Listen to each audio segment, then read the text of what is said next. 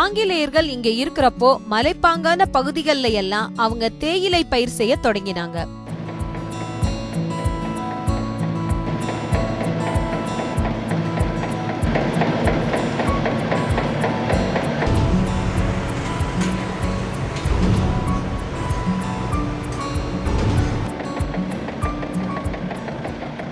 English காய்கறிகளையும் விளைவிச்சாங்க. அதுக்கு முக்கியமான காரணம் இங்கிலாந்தோட தட்பவெப்ப சூழ்நிலை இங்க இருந்தது. ஆங்கிலேயர் சென்ற பிறகு நாம தேயிலை, இங்கிலீஷ் காய்கறிகள் விளைவிக்கிறத விடல. அதனால ஏற்பட்ட பாதிப்புகள் ரொம்ப பெரிய அளவுல இருக்கு. நீலகிரினாலே தேயிலை, காஃபி இல்லைன்னா சுற்றுலா ஏரியான்னு தான் வரும். பெரும்பாலான வெளி உள்ளவங்களுக்கு தெரியும். ஆனால் இங்கே ஒரு பாரம்பரியமாக விவசாயம் நடந்த மண், இயற்கையோடு இணைந்து வாழ்ந்த மக்கள், அவங்களோட வாழ்க்கை நிலையெல்லாம் வாழ்ந்த ஒரு ஒரு பாரம்பரிய நிலை இன்றைக்கி மறைஞ்சு போச்சு. குறிப்பாக உலகமயமாக்குறதுக்கு பின்னாடி இருக்க தேயிலை காப்பி கூட அடிமாட்டு ரேட்டுக்கு வாங்குகிற நிலையில் இன்றைக்கி போயிட்டுருக்கு. 25 வருஷத்துக்கு முன்னாடி 25 ரூபா விற்ற பச்சை தேயிலை இன்றைக்கி 6 ரூபாய் 7 ரூபாய்க்கு விற்கிது. அதனால் ஏதோ கிடைச்ச ரேட்டுக்கு, நல்ல ரேட்டுக்கு இருக்க நிலத்தை எவன்கிட்டையாவது கொடுத்துட்டு வெளி ஆளுக்கு இவெல்லாம் இந்த மறுபடியும் இந்த சமநிலை பகுதியை நோக்கி இந்த மாவட்டத்தை விட்டு வெளியே போக ஆரம்பிச்சிட்டாங்க விவசாயிகள். இங்க இருக்கிற மக்கள் இந்த நிலப்பகுதியை மட்டும் விட்டுட்டு வெளியேறல. 1000 வருஷமா இருந்த மூலிகை செடிகள் பற்றிய பாரம்பரிய அறிவையும் தொலைச்சிட்டு வெளியேறியிருக்காங்க. அந்த பாரம்பரிய சொத்தை இழந்துட்டோம்ன்ற வருத்தத்தை இங்க இருக்கிற பெண்ணோட வார்த்தையில தெரிஞ்சுக்க முடியுது. தாத்தா பாட்டி அவங்களுக்கு ஒரு 200 மூலிகை தெரியும். ஏன்னா எங்கள் அம்மா அப்பா அவங்களுக்கு ஒரு 100-150 மூலிகை தான் தெரியும். ஆனால் எங்களுக்கு சுத்தமாக ஒரு 20-25 தான் தெரியும். எங்கள் குழந்தைங்களுக்கு அதோட தெரியாமல் தான் வாழ்ந்துட்டு இருக்காங்க.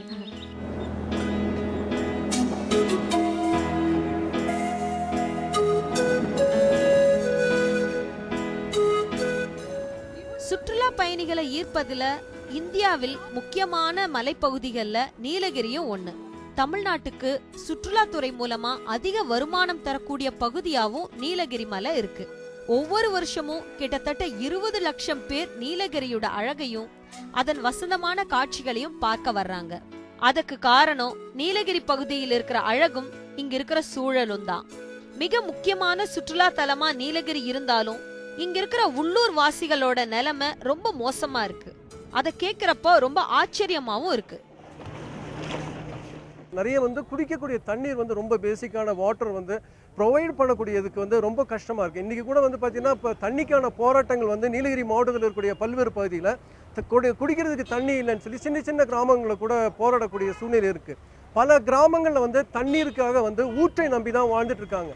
பல கிராமங்கள் நீலகிரி மாவட்டத்தில் இருக்கக்கூடிய பல கிராமங்கள் ஊற்று தண்ணீரை நம்பி தான் இன்றைக்கி டிபெண்ட் பண்ணிட்டு இருக்காங்க. அந்த ஊற்று வத்தி போயிடுச்சு அப்படின்னா அந்த கிராமத்தினுடைய விவசாயத்தும் சரி, குடிக்கக்கூடிய தண்ணீருக்கும் அவங்க மிகப்பெரிய ஒரு தட்டுப்பாடு ஏற்படக்கூடிய ஒரு சூழ்நிலை இருந்துட்டு இருக்கு. நீலகிரி பகுதியில வாழ்ற உள்ளூர் மக்களுக்கு தண்ணீர் பற்றாக்குறை இருக்குதுன்னு அவங்க சொன்னதை கேட்டப்போ ரொம்ப அதிர்ச்சியா இருந்தது. முன்பெல்லாம் நீலகிரியில நிறைய இடங்கள்ல நீர் சுனைகள் இருந்தது. பல சுனைகள் இன்னைக்கு காணாம போச்சு. எங்கேயாவது நீர் சுனைகள் இருக்குமான்னு நம்ம தேட வேண்டியதா இருந்தது. நீலகிரி மாவட்டத்துல நிறைய இயற்கை சுனைகள் இருக்கு. மலை மேல இருக்கிற புல் தரைகள் மூலமா, சோலா புல் தரைகள் மூலமா அருவியா வர்ற இந்த இயற்கை சுனைகள் இருக்கிற தண்ணி ஒரு காலத்துல மக்களுக்கு ரொம்பவே பயனுள்ளதா இருந்தது. இன்னைக்கும் இந்த தண்ணி மக்கள் பயன்படுத்துகிற நிலைமையில் இருக்குது. ஆனால் தேவையில்லாத கான்க்ரீட் ஸ்ட்ரக்சர்ஸ், அதாவது நம்மளா ஏற்படுத்திக்கிட்டு இருக்கிற எல்லா இடங்கள்லையும் உருவாக்கி இருக்கிற இடங்கள் தான் இந்த தண்ணியை பயன்பாட்டுக்கு இல்லாமல் செஞ்சுக்கிட்டு இருக்கு. சுற்றுலா தலமா மாறிப்போன நீலகிரியில உள்ளூர் மக்களை விட வெளியூர் மற்றும் வெளிநாட்டு வாழ் மக்களோட விருந்தினர் மாளிகைகள் எண்ணிக்கையில அதிகமா இருக்குன்னு சொல்றாங்க. நீலகிரி இவ்வளோ பெரிய முக்கியத்துவமான இடம்னு எல்லாமே தெரிஞ்சுக்கிட்டு கூட படம் எடுத்துகிட்டு வராங்க. இண்டஸ்ட்ரியலிஸ்ட், இந்த பாலிவுட், கோலிவுட் நடிகர்கள், இது அந்த திரைப்பட தொழிலை சார்ந்தவங்க, மற்ற பெரும் மில் ஓனர்கள் எல்லாமே படம் எடுத்துகிட்டு வீடை அதிக விலை கொடுத்து வாங்கி கட்டிகிட்டே இருக்காங்க. ஆனால் அவங்க தங்குறது 1-2 நாள் தான். ஏன் அந்த 1-2 நாளைக்கு இருக்கிற லாட்ஜில் கூட தங்கிட்டு போகலாம். ஆனால் பெரிய வீடுகளை கட்டிட்டு பெரிய சுமையை இந்த அருமையான இயற்கை வளம் இந்த சாஃப்டான இந்த நேச்சர் மேலே அவ்வளோ சுமையை ஏற்றிட்டு போகிறாங்க. அதனால் பெரிய பாதிப்பு, பூகம்பம், லேண்ட்ஸ்லைட், நிறைய பாதிப்பு ஏற்படுது. அந்த பாதிப்பு இங்கே இருக்கிற சாதாரண பாமர மக்களுக்கு தான் அதிக பாதிப்பு.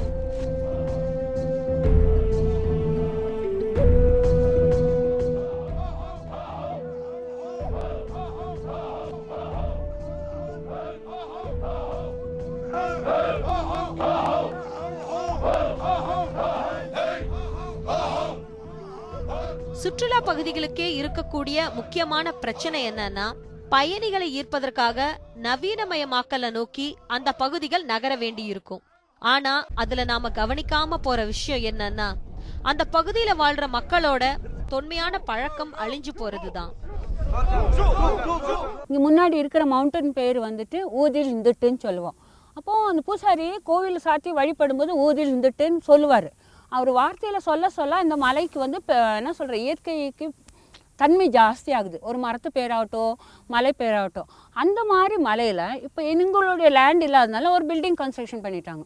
அந்த கன்ஸ்ட்ரக்ஷன் பண்ணதுக்கப்புறம் காலையில் எழுந்திரிச்சு அங்கே பார்த்து கூப்பிடணும்னு கேட்டேன்னா அந்த பில்டிங் தான் கண்ணில் வருது. எங்களுக்கு அந்த தெய்வீக பவரே போயிடுச்சு. மனுஷனுக்கு அந்த மாதிரி ஐடென்டிட்டி எல்லாம் எங்களுக்கு இழந்துட்டு வரும்போது மன அமைதியெல்லாம் கம்மி ஆகிட்டு வருது. இந்த மலையை கும்பிடக்கூடிய பாக்கியம் எங்களுக்கு வேணும்.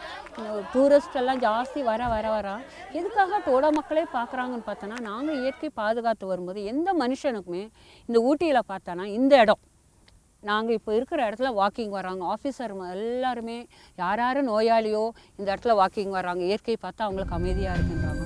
இந்த இயற்கை அழிஞ்சிடுச்சுன்னா எங்களுடைய ஐடென்டிட்டியே இல்லை.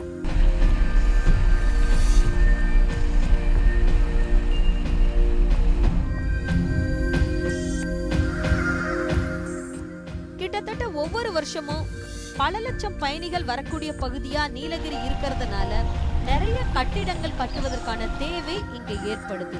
இதற்காக நிறைய தனியார் நிறுவனங்கள் லாப நோக்கத்தோட வனவிலங்குகளோட பகுதிகளையும் ஆக்கிரமிப்பு செய்ய ஆரம்பிச்சாங்க.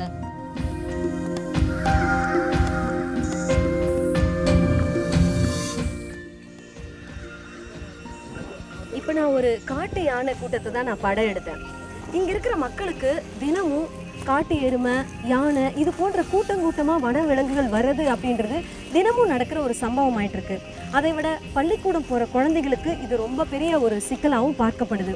இப்போ கொஞ்ச காலமாகவே, அதாவது கடந்த 30 ஆண்டு காலமாகவே ரொம்ப அதிகமாக வனவிலங்குகள் உள்ளே வர்றதை அவங்களால பார்க்க முடியுது அப்படின்னு சொல்கிறாங்க. நம்ம தொடர்ந்து பயணம் செய்யலாம்.